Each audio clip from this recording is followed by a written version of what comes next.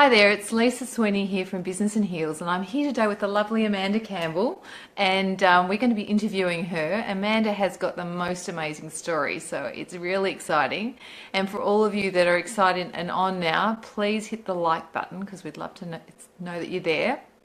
And so Amanda Campbell is a sports kinesiologist. She's a speaker and she has a whole lot of other hidden talents that she's going to tell us about later. She's an ambassador for multiple sclerosis, and excitingly, she's now an ambassador for Business and Heels, which we're super excited about. So Amanda, please tell us a bit about yourself and your journey. Thank you for that beautiful introduction, Lisa. It's so wonderful to be a new ambassador for you guys. I'm so stoked. My story, well, it started probably when I was a teenager. I was always a happy, driven young girl, trying to be healthy, happy, successful, like all of us. And in fact, my twin sister Nicole was diagnosed with Crohn's disease when we were 11. So we both have autoimmune diseases. And when we finished school, we were never really quite sure what we wanted to do academically. So we did go to university, but after a year we deferred and we decided life was too short because she finally recovered from Crohn's disease. So, Oh, wow. yeah, so she had a pretty bad case. So when she went into recovery, we thought life was too short. So we went and studied musical theatre and dance and started our creative side of passion of writing our own music and singing and dancing. And this was around the same age, around age 19, that I first experienced my first symptoms of pins and needles in the left hand fingers and down the side of my face. Right. So I went and had this checked out. I went to my local GP and we had an MRI. And well, I had an MRI, and I'll never forget my first MRI. Getting me into that MRI was a whole other story, but we won't dive into that now. And but at that time of age 19, only one lesion showed on my brain, so they couldn't diagnose me with anything at all at that stage. So true to my nature, I just got on with my life, and I fell into the fashion industry, a career I really enjoyed. I worked with amazing Australian and New Zealand designers. Worked behind the scenes with them, and that was wonderful. But around the age of 24, my symptoms came back, but marginally worse. So pins and needles progressed to numbness and weakness in my face and my arm and my leg, all on the left-hand side of my body. So I went and had another MRI, but this time I had my results read to me by a neurologist. And I thought it was nothing, and I was going to go in and out of that appointment, busy, you know, just usual. Yeah, doing your stuff. Yeah, usual thought process. But, you know, I sat down in front of Dr. Lawrence Scher, and he said, Amanda, I'm so sorry, but, you know, you've got multiple sclerosis. I didn't understand what it was really at the time. I knew it wasn't good, and I knew it was chronic, and I knew it was degenerative, but yeah, that was pretty scary. But looking back now, what I know is that from that moment on, I started to focus all of my energy on what I didn't want and what I was scared of that could happen to me. That I might end up being bedridden, disabled, or even worse. So that was pretty tough. Yeah, it was a really scary time. So I disconnected more and more from my body. I went out later and I worked harder, and I really suppressed how I really felt about that, focusing all of my energy on what I didn't want. So 5 years later, at age 29, this would lead to a massive MS attack that paralyzed the entire left-hand side of my body. So my face dropped, looked like a stroke, my arm twisted, and my leg and my foot just wasn't working at all. And so washing and feeding myself became the most difficult tasks of my day. And everything stopped right before I was about to launch my first startup in fashion, but literally everything just stopped. But looking back, I should have slowed down much earlier, and I should have looked after myself. And if I wasn't going to slow down, the universe was going to slow me down. And that's what happened.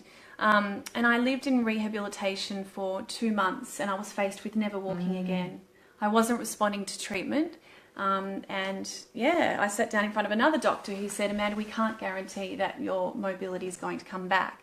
That was the hardest time of my life, but it was also the best time of my life. You're amazing. Well, I know now that setbacks are really designed to move you and to make you uncomfortable so you move on to another place. And, you know, as if we would light a candle in this well-lit room today, you wouldn't so much notice the light. But when everything becomes dark, that's a time when you find your light and what you're truly capable of, and that's what would happen for me.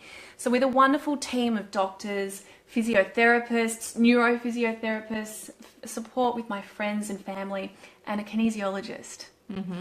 I stunned us all by not just walking, but running within 6 weeks in rehab. It was a rapid recovery. Yep. And I was super lucky. Wow. So after living in rehab for 2 months, I was mobile again, and that was great. I came home finally, but I still had to lie down half of the day. I still had multiple MS symptoms, and I lost my spark and confidence from losing mobility. So more work had to be done. This prompted me to research and study. I became a sports kinesiologist. I learned about anatomy and physiology and Chinese medicine, a whole new language.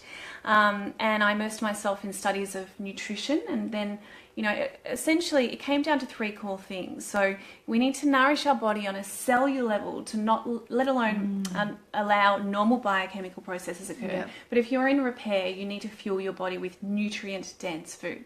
When you eat better, you're going to then feel better. And when you wake up in the morning and you're like, I feel good today, you'll make better choices and you'll value yourself, which is super important.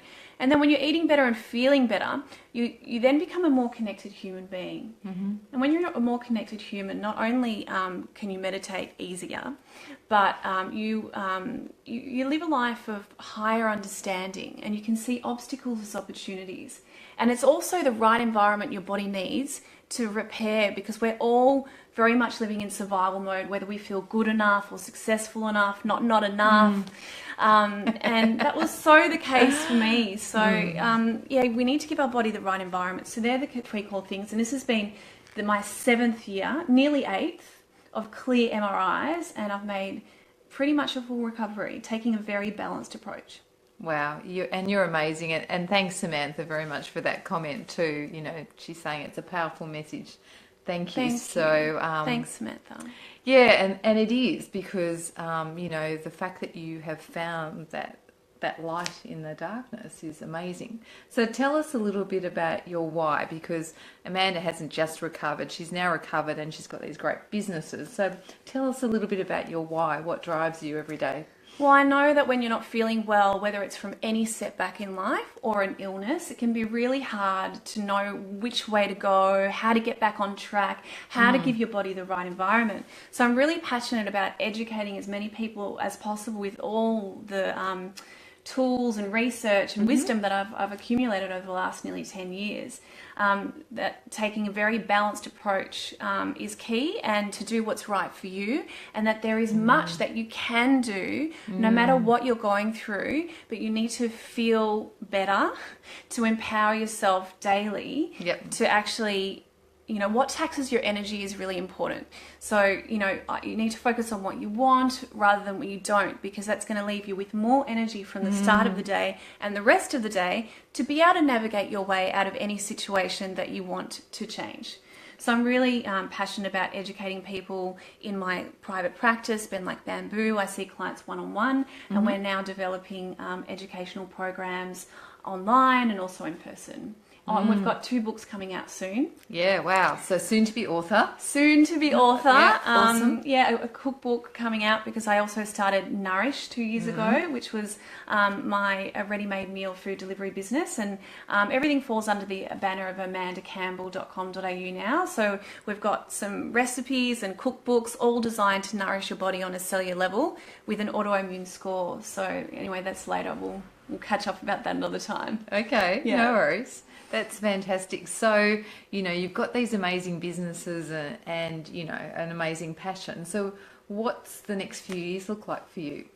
We'll definitely want to finish writing my personal story, my journey, my book, and get this cookbook happening. I will probably expand BendLikeBamboo as well, because it's really hard to see clients one-on-one continuously. Like, we want to be able to reach more people. And then obviously that's where the educational programs come in, where you can sign up to our newsletters on BendLikeBamboo.com, and you will constantly be notified of our monthly workshops and our quarterly all-day deep intensive workshops about how to eat better, feel better, and be a more connected human. And Amanda's not that easy to get in to see, actually. People fly in from all over the world to see her, so I'm lucky to be here today. I pinch myself every time that happens. Like, it's just amazing. It's wonderful. It is, but I guess it says something about your passion. Given that there's probably going to be a wide audience listening to this, what are the 3 tips that you would give to other budding entrepreneurs and businesswomen that, you know, they can take from your story? To really believe in yourself. You know, your why is important. So really try and workshop that, but really believe in there's not another you.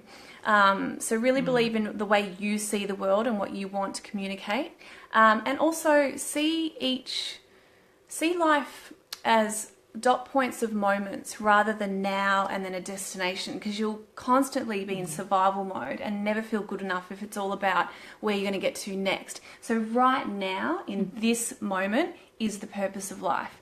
And then your next moment with what you're doing next at your next moment is your next purpose of life. And if you can view life that way, you're giving your body the right environment to feel safer, you're firing better neurology, healing hormones, and you become a happier person, and you'll do better in your business and also in your health if you can start to look at life that way. Fantastic. Well, hopefully everyone's taken something from your amazing journey. I think, you know, Amanda's just an amazing person. Yes, we do. We love her. So, you know, I think the fact that, you know, you've just got this drive to look at your glass is definitely half full, you know, not half empty. So for all you people that are living towards the next moment and not in the now, let's focus on the now. Focus on the now. The purpose of life is right now. Yeah, exactly. Thanks, everyone. Thank you.